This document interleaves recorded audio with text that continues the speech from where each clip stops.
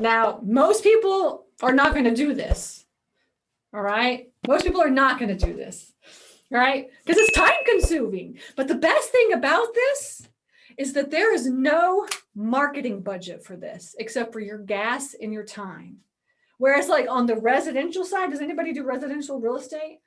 If you do residential real estate, you know you got to spend money to make money, right?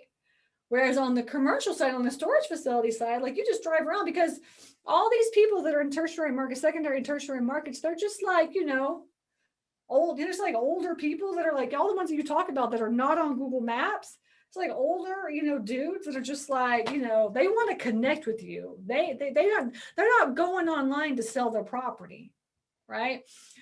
And so you got to get out there and meet them. And I put many, many storage facilities under contract right on the spot, right when I'm in front of that facility.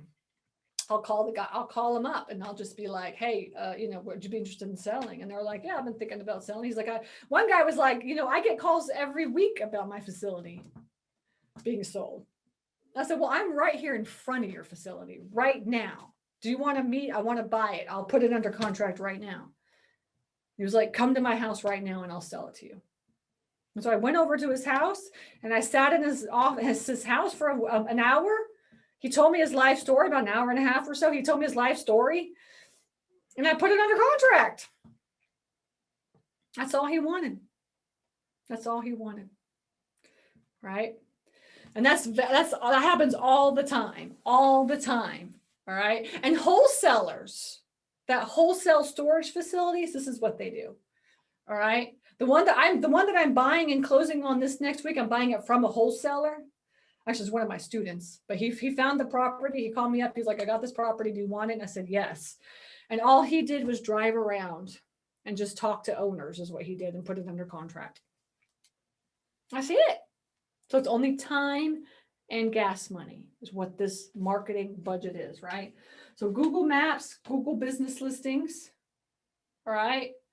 And then make a route, right? And then drive, okay? And then just call them up and you just say like, would you be interested? Like I'm right in front of your facility right now. I'm driving around and calling every owner I know in this area. And I'm talking to every single one of y'all. And I want to see if you guys are interested in selling because I want to buy something in this area. Would you be interested in selling? And these people that are not on, you want to find the ones that are not on Google Maps. Remember? That's what you want to do. Find them that are not on Google Maps. And then these are what I call the hidden market. These are the hidden market. That's the ones that are going to get you bill. And then the thing is with these, like the ones that are not on Google Maps, the reason they're not on Google Maps is because they don't know how to get on Google Maps. They don't know how, or they don't want to. They don't have an internet. I have a student right now. This is how he found a deal. It was like almost 300 units. And he picked it up for $1.5 million. It's worth like $3 million. But guess what? Driving for storage. And guess what? The owner for almost 300 units does not own a computer.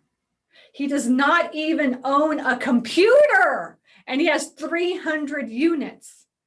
And he's just older than dirt. And he just was ready to sell. Right? And so that's how you get the good deals. That's how you get the good deals. It's like the best way. What are you guys thinking about this? Any questions? Any thoughts? Doable? I'll give you a couple of other ways to find facilities. But I'm going to tell you, this is the best way to find facilities, to find the best deals.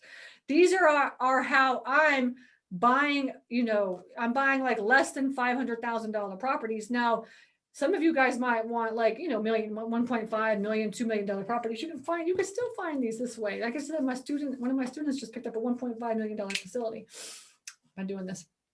But this is how I find like $500,000 facilities, or like maybe $200,000 to $600,000 facilities. Let's say that's how I find them.